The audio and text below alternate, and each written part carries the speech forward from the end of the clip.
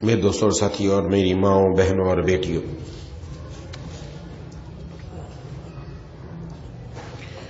گزشتہ دو بیان میں اس بات کا ذکر کیا تھا کہ گھروں کے اندر جو جھگڑے ہیں، ان جھگڑوں کو ختم کرنے کا طریقہ کیا ہے۔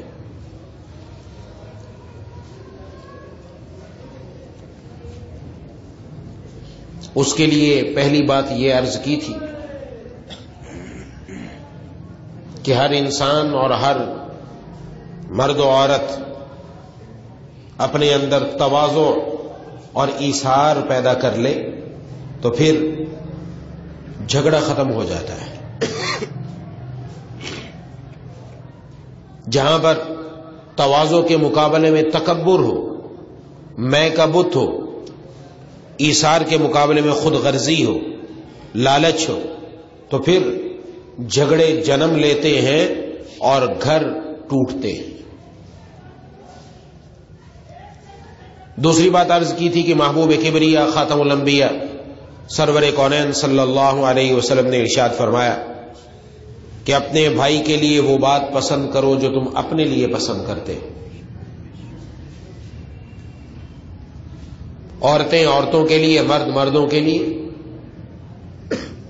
تو لہذا جب کسی سے معاملہ کرنا ہے تو پہلے اپنے آپ کو اس کی جگہ پر رکھو کہ اگر اس کی جگہ میں ہوتا یا اس کی جگہ میں ہوتی تو کیا پسند کرتا، میں کیا پسند کرتی۔ جو اپنے لیے پسند کرتے وہی اب دوسرے کے لیے بھی پسند کرو۔ اور تیسری ایک حدیث بیان کی تھی کہ جس میں آپ صلی اللہ علیہ وسلم نے ارشاد فرمایا کہ ایک وہ آدمی جو لوگوں کے درمیان میں رہتا ہے، لوگوں کے ساتھ رہتا ہے، اس کو تکلیف پہنچتی ہے، اس پر صبر کرتا ہے، اور ایک وہ آدمی ہے جو تنہا رہتا ہے، اس کو لوگوں سے تکلیف ہی نہیں پہنچتی۔ فرمایا وہ آدمی بہتر ہے جو لوگوں کے درمیان رہ کر تکلیفوں پر صبر کرتا ہے۔ تو گویا اس طرف اشارہ کر دیا گیا کہ تمہاری ذمہ داری یہ ہے کہ تم صبر کرو، معاف کرو، بدلہ نہ لو۔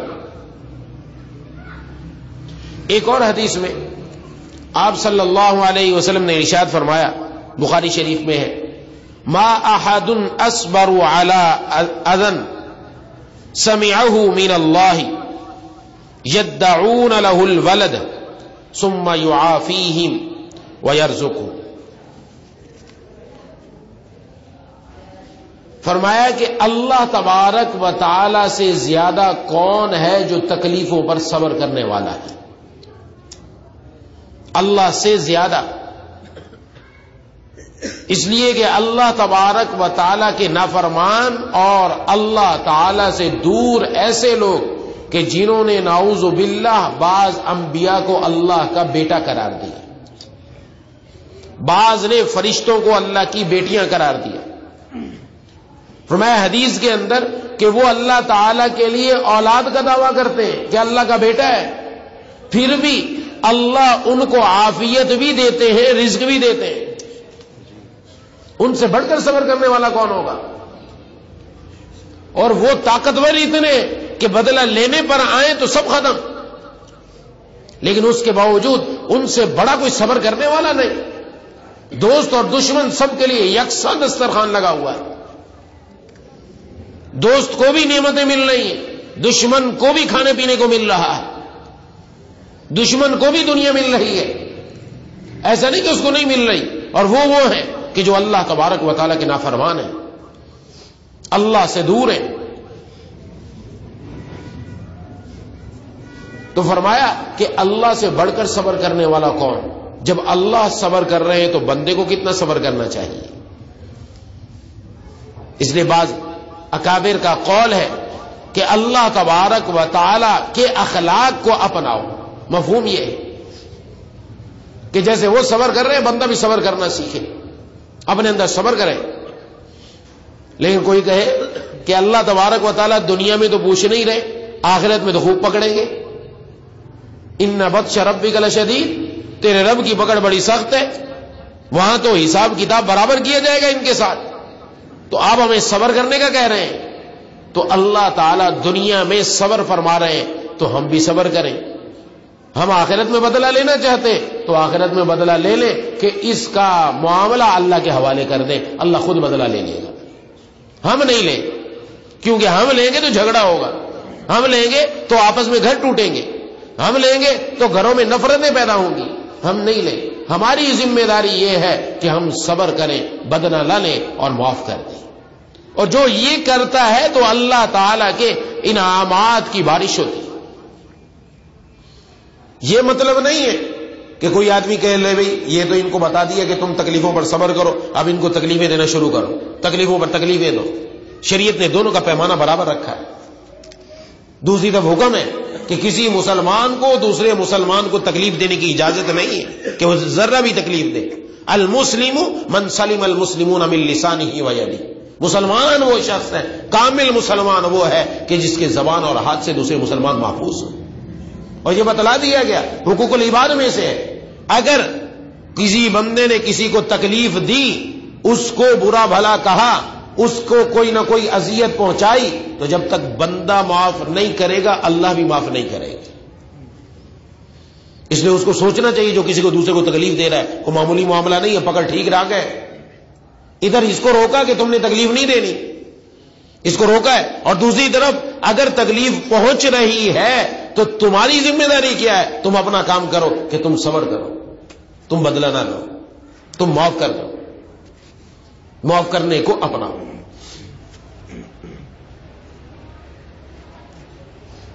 اکابر علماء دیوبند میں سے ایک حضرت میاں جی نور محمد صاحب رحمۃ اللہ علیہ تھے. بعض بزرگوں کی اپنی اپنی شان ہوتی ہے. بازار سے کوئی چیز لینے کے لیے جاتے تو جو اس دور کا سکہ تھا جو چلتا تھا, جیسے آج کل پیسہ ہے, روپیہ ہے, تو جو پیسے ہوتے تھے وہ اپنی تھیلی میں رکھتے تھے. چیز خریدی تو دکاندار کو اپنی تھیلی دے دی کہ جتنے تیرے پیسے بنتے ہیں لے لے. ایسا کیوں کرتے تھے؟ اس لیے کرتے تھے کہ پیسے گننے میں جتنا وقت لگے گا اتنا اللہ کے ذکر میں کیوں نہ لگاؤں. حالانکہ کوئی گننا منع نہیں, اپنی اپنی شان ہے, تعلق ہے اللہ سے. پھر اس کا نتیجہ بھی دیکھو کیا ملتا ہے. اسے جس کے پاس گئے وہ تھیلی دی, اس کو اپنے پیسے لے لو جتنے بنتے, وہ چیز لی, اس نے اپنے پیسے گنے, انہوں نے اپنی تھیلی لے واپس آ گئے. تو لوگوں میں یہ بات پتہ چل گئی کہ میاں سید جی کے ہاتھ میں جو تھیلی ہے اس میں پیسہ ہوتا ہے. ایک چور ایک دن آیا اور وہ تھیلی اچک کے بھاگ گیا. انہوں نے پرواہ نہیں کی کہ بھئی کوئی تھیلی لے گیا, کوئی شور مچایا جائے, کوئی پیچھے بھاگا جائے. کیوں؟ یہ تو اللہ تبارک و تعالیٰ کی یاد میں مست ہے, وہ پیسہ آنے جانے والی چیز ہے, دل پر اثر ہی نہیں ہوا. واپس گھر آ گئے. چور اب جب تھیلی لے کر نکلا تو اب جب وہ محلے سے نکلنا چاہے تو رستہ نہ مانے. اللہ تعالیٰ کی طرف سے پکڑ آئی کہ تو کس کی تھیلی چھین کے لایا. اب جانتا ہے وہ سب, لیکن وہ گلیاں وہی گھوم رہا ہے, بار بار چاہ رہا ہے کہ میں اس محلے سے نکل جاؤں, لیکن رب تعالیٰ کی طرف سے رستہ ہی نظر نہیں آیا. گھوم رہا ہے, گھوم رہا ہے, گھوم رہا ہے. آخر بہت زیادہ جب گھوما تھکا تو تنگ آ گیا. اب دل پر چوٹ لگی اور دماغ میں آیا یہ جس کی تو چوری کر کے آیا کوئی عام آدمی نہیں ہے, کوئی ایسا آدمی ہے کہ جس کا اللہ سے گہرا تعلق ہے. اس لیے اب واپس جا. واپس آ کر معلومات کی کہ وہ بڑے میاں جو جاتے ہیں ایسے ایسے. کہاں ہے گھر پر آیا اور آ کر دروازہ کھٹکھٹایا. کہا کون؟ کہا جی اپنے پیسے واپس لے لو. اپنے پیسے واپس لے لو. کہا میرے پیسے کہاں ہیں؟ تیرے ہی ہیں وہ تو تیرے, میرے تھوڑی. جس وقت تو چھین کر بھاگا تھا اسی وقت میں نے تجھے معاف کر دیا تھا. وہ تیرے لیے ہدیہ ہے, اسے خدا کے لیے واپس لے لو, میرے لیے جانے کا راستہ بنے. اتنا گھوما وہ راستہ نہیں بنا. کہا نہیں میرے نہیں, میں نے تو تجھے ہدیہ کر دیے تھے. جب آپس کی بحث بڑھی, لوگ جمع ہو گئے, کیا بات ہے؟ کہا خدا کے لیے اس بابا جی کو راضی کرو, اس بزرگ کو راضی کرو. یہ راضی نہیں ہوتا, مجھے راستہ نہیں ملتا. اس کو راضی کرو, یہ میں کہہ رہا ہوں پیسے واپس لے لو. وہ لینے کے لیے تیار نہیں کہ میں نے تو تجھے ہدیہ کر دیے تھے اسی وقت. تو انہوں نے فرمایا ہاں ہدیہ کر دیے تھے, واللہ میں نے ہدیہ کر دیے. میں نے اسی وقت نیت کر دی کہ یہ میں نے اس بندے کو دے دی, یہ اسی کو دے دیے, میں نے لے جائے تاکہ اس کے لیے مسئلہ نہ ہو کہ حرام نہ کھائے وہ جا کر. اسی وقت نیت کر لی تھی. تو کہا کہ آپ دعا کریں. میں دعا کی تو اللہ تعالیٰ نے اس چور کے لیے راستہ کھول دیا. لیکن دل کے اندر تکلیف پہنچی ایک دوسرے سے، پیسے چوری کیے تکلیف پہنچی، ہمارا جیسا ہوتا تو اس کو پکڑ کے اگر واپس آتا تو وہیں لٹا دیا جاتا، پہلے اچھی طرح برابر کیا جاتا، دھلائی کی جاتی ہے اس کی۔ صبر کیا، اور جو صبر ہے نا انسان کا دوسرے پر پڑ جاتا ہے، اس لیے صبر کرنا سکھایا ہے خود محبوب کبریا خاتم الانبیاء سرور عالم صلی اللہ علیہ وسلم نے، کہ اصل چیز یہ ہے کہ بندہ صبر کرے، بدلہ نہ لے، معاف کر دے، یہ معاف کرنا اس کے لیے سب سے بہتر ہے، کیونکہ معاف نہیں کرے گا، بدلہ لے لیا، کہیں ہماری طرف سے زیادتی ہو گئی تو کل قیامت والے دن پکڑ ہے۔ کہ محبوب کبریا خاتم الانبیاء جناب نبی کریم صلی اللہ علیہ وسلم نے فرمایا، ایک حدیث کا مفہوم ہے، آپ نے پوچھا مفلس کون ہے؟ صحابہ کرام رضوان اللہ علیہم اجمعین نے بتایا وہ آدمی جس کے پاس نہ درہم ہے نہ دینار، درہم اور دینار اس دور کے اندر چلنے والا سکہ ہوا کرتا تھا جس کے ذریعے چیزیں خریدی جاتی تھی، ایک سونے کا تھا ایک چاندی کا تھا۔ آج کل ہمارے یہاں روپیہ پیسہ ہے، ہمارے یہاں مفلس کس کو کہیں گے؟ جس کے پاس ٹیڈی پیسہ بھی نہ ہو، چلتا ہوا پیسہ چھوڑو ٹیڈی پیسہ بھی نہ ہو، کہتے ہیں اس کے بعد ٹیڈی پیسہ بھی نہیں ہے، یہ ہے مفلس۔ لیکن آپ صلی اللہ علیہ وسلم نے فرمایا نہیں، مفلس یہ نہیں، دنیا کا پیسہ نہ ہونا مفلس ہونے کی علامت نہیں ہے۔ اصل مفلس کون ہے؟ فرمایا اصل مفلس وہ ہے جو کل قیامت والے دن نیکیاں لے کر آئے گا، نیکیوں کا پہاڑ ہوگا، خوب عبادتیں کی، خوب اس نے روزے رکھے، خوب تلاوتیں ہیں، خوب نفلی نمازیں، بہت کچھ ہے اس کے پاس، نیکیوں کا پہاڑ، لیکن حقوق العباد کی پرواہ نہ کی، کسی کی غیبت کی، کسی کے اوپر بہتان لگایا، کسی کی چغلی کی، کسی کو کوئی کیا تکلیف دی، کسی کو کیا تکلیف دی، لوگوں کے حقوق اس کے ذمے میں ہوں گے۔ یہ ادھر کھڑا ہوگا، ادھر حقوق والوں کی لائن لگ جائے گی، یا اللہ اس نے میرا یہ حق مارا تھا، اس نے یہ حق مارا تھا۔ اب دنیا تو ہے نہیں، پیسہ تو جان چھوٹ جائے، اس وقت کیا کیا جائے گا؟ حکم ہوگا اس کی جو نیکیاں جتنا اس کا حق مارا اس کے بدلے جتنی نیکیاں بنتی ہیں وہ اٹھا کر اس بندے کو دے دی جائے۔ نیکیاں دیتے رہے، نیکیاں ختم ہو گئے، حقوق والے ختم نہیں ہوئے۔ یہ دیکھیں لڑائی جھگڑے کا نظام، کہ لڑائی جھگڑے کے بعد جو کچھ ہوتا ہے اس سے آگے نتیجہ کیا نکل رہا ہے؟ غیبت ہی ہوگی، بیٹھ کرو کیا کریں گے، چغلیاں ہی ہوگی، اس کو تکلیف ہی پہنچانے کی کوشش ہوگی، جگہ جگہ پر اس کو گالیاں دی جائیں گی، اپنی طرف سے کچھ نہ کچھ کیا جائے گا تکلیف پہنچانے کا انتظام، نتیجہ کیا نکل رہا ہے؟ یہاں تک کہ نیکیاں ختم، حقوق والے ختم نہیں ہوں گے۔ اللہ فرمائیں گے جس کا جو حق باقی ہے جتنا ہو اس کے بقدر ان کے گناہ اٹھا کر اس کے پلڑے میں ڈالو۔ فرمایا جو شخص نیکیوں کا پہاڑ لے کر آیا تھا اب وہ گناہوں کا پہاڑ لے کر جہنم کی طرف جا رہا ہوگا، یہ مفلس ہے، نیکی کی اور کام نہ آئی۔ اس لیے یہ لڑائی جھگڑا کوئی معمولی چیز نہیں ہے، بڑی اہم بات ارشاد فرمائے کہ دین کو موڑ دیتی ہے، یہ دین کو، کیونکہ اس کے اندر نکلے گا آخر نتیجہ یہی جا کر کہ لوگوں کے حقوق ذمے میں رہ جائیں گے۔ نمازیں، روزے، زکات کدھر گئے وہ اس کے بتائیں، اب کہاں وہ کامیاب ہو گیا کہ نہیں ہوا، پکڑا گیا۔ اور خود آپ صلی اللہ علیہ وسلم کی تربیت کا انداز اور آپ کا عمل کیا تھا؟ فتح مکہ کے موقع پر تشریف لائے، وہ لوگ جنہوں نے آپ کو تکلیفیں دی، چھوٹی موٹی بڑی بڑی، آپ کے قتل تک کے منصوبے بنائے، نعوذ باللہ۔ آپ کا اعلان کیا تھا ان سب کے لیے؟ آپ کا اعلان تھا کہ عام معافی کا اعلان ہے آج، جو بیت اللہ میں چلا گیا، مسجد حرام میں چلا گیا، وہ بھی ہماری طرف سے معافی کا اعلان ہے، جس نے اپنے گھر کا دروازہ بند کر لیا اس کے لیے بھی معافی کا اعلان ہے۔ وہ لوگ جو خون کے پیاسے تھے آج ان کو معاف کیا جا رہا ہے، کوئی معمولی بات نہیں ہے۔ اس سنت پر کون عمل کرے گا؟ اس سنت کو کون اپنائے گا؟ باہر سے آئیں گے کوئی اپنانے والے؟ کھانے پینے کی ہمیں سنت یاد ہے، یہ یاد نہیں کہ آپ صلی اللہ علیہ وسلم نے ایسے موقع پر کیا فرمایا؟ جھگڑا ختم کر رہا ہوں، بالکل پسند نہیں کیا اس کو۔ اور اسی کے بعد جب مزید فتوحات ہوئی اس وقت لوگ جوک در جوک ایمان لانے لگے، مسلمان ہونے لگے، اور بہت زیادہ مال غنیمت آیا۔ مال غنیمت اس مال کو کہا جاتا ہے کہ جب مسلمان کافروں کے ساتھ لڑائی کرتے ہوئے ان کی طرف سے جو مال ملتا ہے اس کو کہتے ہیں مال غنیمت۔ سب سے پاکیزہ مال یہ ہوتا ہے مسلمان کے لیے۔ آپ صلی اللہ علیہ وسلم نے وہ تقسیم فرمایا، اور تقسیم فرماتے ہوئے کیا کیا کہ جو لوگ ابھی مسلمان ہوئے تھے ان کو زیادہ دیا، تاکہ یہ لوگ ابھی کچے کچے مسلمان ہیں, ابھی ابھی مسلمان ہوئے ہیں, ان کا دل اسلام پر جم جائے, اس نے ان کو زیادہ دیا. شیطان کا کام تو فساد پھیلانا ہے, مشرکین کا منافقین کا یہی کام ہے. اس لیے کچھ انصار صحابہ کرام کے پاس چلے گئے. یہ انصار صحابہ کون ہیں؟ مدینے والے ہیں. یہ وہ لوگ ہیں جنہوں نے جناب نبی کریم صلی اللہ علیہ وسلم کی مدد فرمائی. یہ مدینے والے, یہ آپ صلی اللہ علیہ وسلم کے ساتھ آئے تھے نا مدینے سے, یہ سارا کا سارا لشکر ساتھ تھا آپ کے. ان کو جا کر کہا کہ دیکھو تم نے لڑائیاں کی, تم نے جنگیں کی, تم نے سب کچھ کیا, مال زیادہ ان کو مل رہا ہے, تمہیں نہیں مل رہا. جو تو حضرات انصار میں سے بڑے صحابہ کرام تھے وہ تو سمجھتے تھے بات کو, جو نوجوان تھے ان کے دلوں میں یہ بات آ گئی کہ یہ کیا بات ہے. ہوتے ہوتے یہ بات آپ صلی اللہ علیہ وسلم کے کان تک پہنچ گئی. آپ صلی اللہ علیہ وسلم نے ارشاد فرمایا انصار کو جمع کرو, اس میں کوئی اور بندہ نہیں ہونا چاہیے, کسی مہاجر کو کسی کو آنے کی اجازت نہیں, صرف انصار ہوں گے. انصار جمع ہو گئے. آپ صلی اللہ علیہ وسلم نے خطاب فرمایا اور ارشاد فرمایا کہ بسا اوقات, جس کا مفہوم تھا بسا اوقات میں کسی کو کم دیتا ہوں لیکن وہ میرے نزدیک معزز ہوتا ہے, اور بسا اوقات کسی کو زیادہ دیتا ہوں, زیادہ دینا اس کے زیادہ معزز ہونے کی علامت نہیں ہے.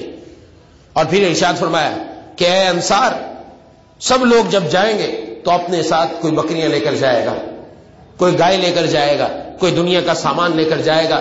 تم جب جاؤ گے تو تم اپنے ساتھ رسول اللہ کو لے کر جاؤ گے.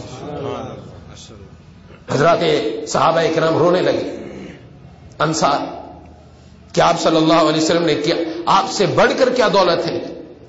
اور پھر ارشاد فرمایا اے انصار, دنیا کسی ایک طرف جائے, لوگ کسی ایک وادی میں جائیں, جس وادی میں انصار جائیں گے میں بھی اسی وادی کے اندر جاؤں گا. اور پھر ارشاد فرمایا عجیب بات, فرمایا کہ آئندہ ہو سکتا ہے تمہارے حقوق مارے جائیں, جس کا مفہوم تھا لوگ تمہیں تکلیف پہنچائیں, لیکن حکم کیا دیا تم نے صبر کرنا ہے یہاں تک کہ حوض کوثر پر میرے ساتھ آ کر ملاقات ہو جائے. یہ ارشاد فرما کر گئے. اور پوری تاریخ اٹھا کر اگر ہم دیکھیں تو انصار صحابہ میں سے ایک بندہ, ایک صحابی ایسا نہیں ملے گا کہ جس نے آپ صلی اللہ علیہ وسلم کے بعد اپنے لیے کسی سے کوئی جھگڑا کیا. ایک بندہ نہیں ملا, ایک اس عہد کو نبھایا اور وفا کی آپ صلی اللہ علیہ وسلم کے ساتھ کہ آپ جیسی عظیم شخصیت ہمیں مل رہی ہے تو ہمیں کیا. اس لیے اگر اپنے حقوق ان کو نہیں ملے امراء کی طرف سے, رؤساء کی طرف سے, تو انہوں نے یہ نہیں کہ وہاں جھنڈا کھڑا کر دیا کہ ہمیں حقوق نہیں مل رہے, نہیں, انہوں نے صبر کیا اور معاف کیا, جو جناب نبی کریم صلی اللہ علیہ وسلم نے ارشاد فرمایا. یہ تربیت کی ہے, یہ تربیت ہے, اور اپنے عمل سے بھی کر کے دکھایا. اور آگے تربیت کر کے ایسے افراد تیار کر کے گئے کہ جنہوں نے پھر آپس میں جھگڑے نہیں کیے. یہ میرے اور آپ کے لیے تنبیہ ہے. ہمیں دیکھنا چاہیے کہ ہم کس طرف جا رہے ہیں.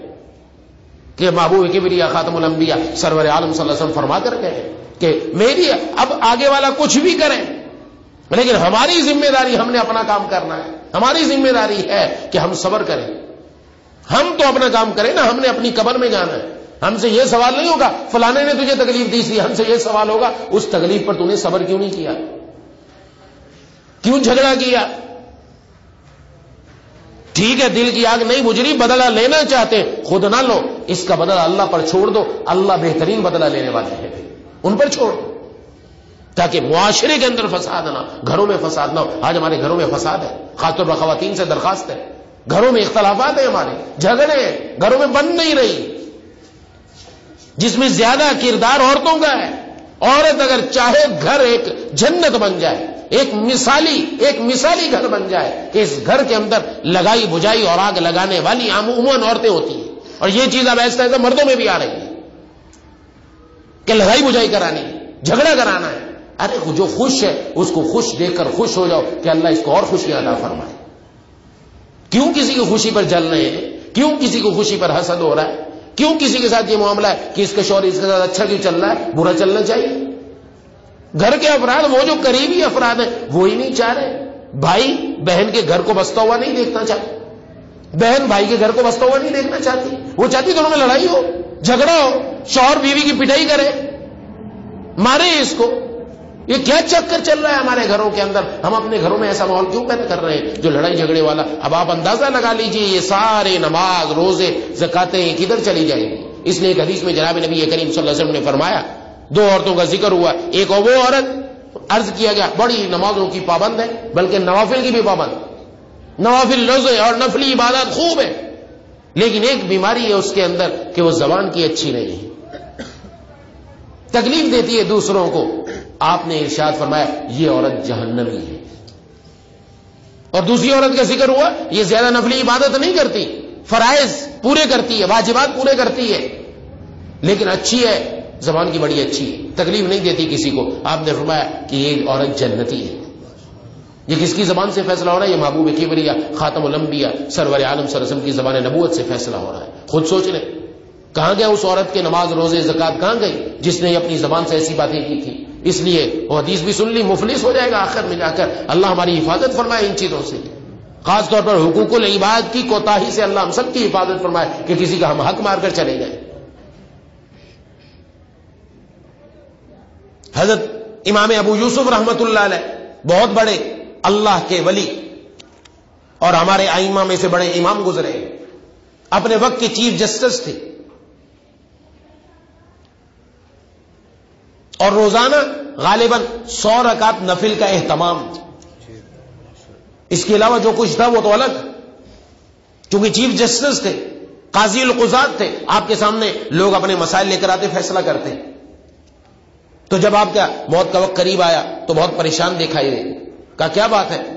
کہا کہ الحمدللہ میں نے اپنی زندگی میں سارے صحیح کام کیے، شریعت میں کہیں کوئی ایسی بات نہیں ہوئی، کہیں مجھ سے کوئی غلطی نہیں ہوئی، مجھے اپنے اوپر الحمدللہ اعتماد ہے چیف جسٹس رہتے ہوئے بھی، لیکن ایک مسئلہ مجھے کھا رہا ہے، وہ یہ کہ ایک مسلمان اور غیر مسلمان، غیر مسلم، ان دونوں کا مقدمہ میرے سامنے آیا تھا۔ ایسا نہیں کہ میں نے کوئی غلط فیصلہ کیا، فیصلہ بھی ٹھیک کیا، ایسا نہیں ہے کہ میں نے مسلمان کے حق میں فیصلہ کر دیا، نہیں، جو فیصلہ بنتا تھا وہی کیا۔ اتنا ہوا مجھ سے کہ مسلمان کو میں نے اچھی جگہ پر بٹھایا اور غیر مسلم کو میں نے تھوڑی کمتر جگہ پر بٹھایا۔ مجھے لگتا ہے کہیں اس کے بارے میں مجھ سے پوچھنا ہو جائے کہ تم نے غیر مسلم کو چھوٹی جگہ پر کیوں بٹھایا تھا، کہ تھے تو دونوں تیرے سامنے آنے والے، ان دونوں کو برابر درجہ دیتا۔ غلطی کہیں نہیں ہوئی، صرف یہ بٹھانے میں اونچ نیچ پر اتنا دل میں احساس پیدا ہو رہا ہے کہ اس کا کیا بنے گا، اتنی اونچ نیچ پر۔ اور ہمارے ہاں تو اونچ نیچ کیا، ہمارے ہاں تو معاملہ ہی خراب ہے۔ ہمارے ہاں تو بیٹی کے لیے الگ پسند اور بہو کے لیے الگ پسند، اور بہو اپنی ماں کے لیے الگ پسند کرتی ہے، ساس کے لیے الگ پسند کرتی ہے۔ بہنیں اپنے شوہر کو الگ طرح سے دیکھنا چاہتی ہیں کہ وہ ہمارے ساتھ کیسا کرے، اور اپنے شوہر کے لیے، اپنی بھائی کے لیے الگ پسند کرتی ہے، یہ اپنی بیوی کو دبا کے رکھے، یہ اپنی بیوی کو مار کے رکھے، یہ اس کی کوئی بات نہ سنے، یہ اس کی کوئی عرض پوری نہ کرے، اور خود پسند کرتی ہے نہیں ہمارا شوہر ہماری ہر چیز پوری کرے۔ یہ کیا ہو رہا ہے؟ کیا اس پر ہم چھوٹ جائیں گے، کام بن جائے گا ہمارا؟ نہیں، اس پر پکڑ بڑی سخت ہے۔ اس لیے اس پر غور کرنے کی ضرورت ہے، توبہ کرنے کی ضرورت ہے، اپنے اعمال کو درست کرنے کی ضرورت ہے۔ ان جو گھروں میں آگ لگی ہوئی ہے وہ اگر ہم بجھانا چاہیں تو آج بجھا سکتے ہیں۔ اس آگ کو اپنے اندر تواضع پیدا کر کے، اپنے اندر ایثار پیدا کر کے، اپنے اندر آپ صلی اللہ علیہ وسلم کے اس فرمان کے مطابق کہ دوسرے کے لیے وہ پسند کرو جو اپنے لیے پسند کرتے ہو، اپنے اندر یہ پیدا کر کے کہ اگر کسی کی طرف سے مجھے تکلیف پہنچی تو بس میں تہیہ کر لوں کہ میں نے اس کو اللہ کے لیے معاف کر دیا، صبر کر لیا۔ حکیم الامت حضرت تھانوی رحمہ اللہ فرمایا کرتے تھے، عجیب بات فرمایا کرتے تھے، فرمایا کسی دن اگر مجھے پتہ چل جائے کہ فلاں ساتھی، فلاں آدمی اس کو بخار ہے تو میری رات کی نیند اڑ جاتی ہے، کہ اس کو تکلیف ہے، وہ رات صحیح طرح گزار نہیں سکے گا۔ یہ معمولی بات نہیں ہے۔ آج تو ہمیں اپنے قریبی کی تکلیف کا احساس نہیں ہوتا کیونکہ دل مر چکے ہیں، ان دلوں کے اندر دنیا آ گئی، پیسے کی قدر و قیمت آ گئی۔ جس بندے کے دل میں جتنی اللہ کی محبت ہوتی ہے وہ اللہ کی مخلوق سے اتنا پیار کرنے والا ہوتا ہے، اتنا پیار کرنے والا ہوتا ہے۔ تو فرمایا جب مجھے کسی یہ تکلیف برداشت نہیں ہوتی تو کل قیامت والے دن اگر اشرف علی کی وجہ سے کسی انسان کو تکلیف والا معاملہ ہو جائے تو اشرف علی کیسے برداشت کرے گا؟ اس لیے کہا اب تک جنہوں نے تکلیف دی سب کو معاف، اور آئندہ بھی جو دیں گے وہ بھی معاف، کہ میں اس سے بدلہ لے کر کیا کروں؟ میں نہیں برداشت کر سکتا کہ کسی میرے مسلمان بھائی کو میری وجہ سے آخرت میں بھی تکلیف ملے. کیا اونچا درجہ ہے. یہ وہ چیزیں جو اپنانے کی ہیں جب بندے کے دل میں محبت آ جائے رب کی، اللہ کی اور آپ صلی اللہ علیہ وسلم کی، تو پھر اللہ کی عیال اور اللہ کی مخلوق سے وہ پیار کرتا ہے. پھر اس کے بارے میں وہ اچھا سوچتا، غلط نہیں سوچتا. یہ والی سوچ. اللہ تبارک و تعالیٰ مجھے اور آپ کو ان باتوں پر عمل کرنے کی توفیق عطا فرمائے، اور ہمارے دلوں میں بھی اللہ تبارک و تعالیٰ ایسی ہمت، ایسی استقامت عطا فرمائے. وآخر دعوانا ان الحمدللہ رب العالمین.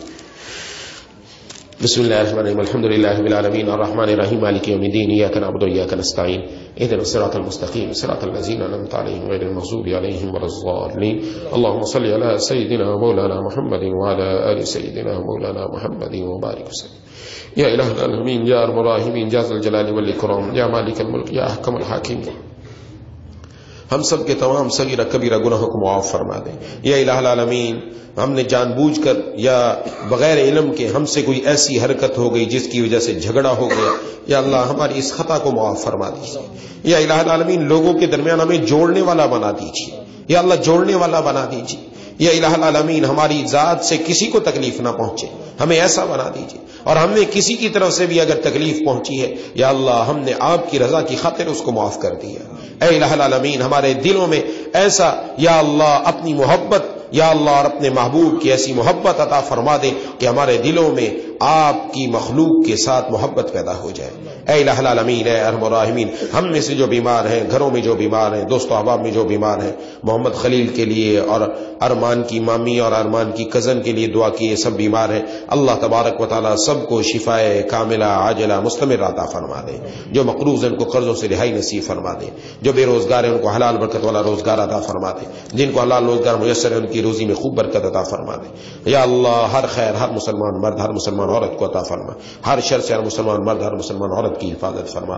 اللهم اغفر لنا وللمؤمنين والمؤمنات والمسلمين والمسلمات. اللهم اغفر لنا وللمؤمنين والمؤمنات والمسلمين والمسلمات. اللهم اغفر لنا وللمؤمنين والمؤمنات والمسلمين والمسلمات. ربنا تقبل منا انك انت السميع العليم وتب علينا انك انت التواب الرحيم. صلى الله تعالى على خير خلقه محمد وعلى اله وصحبه.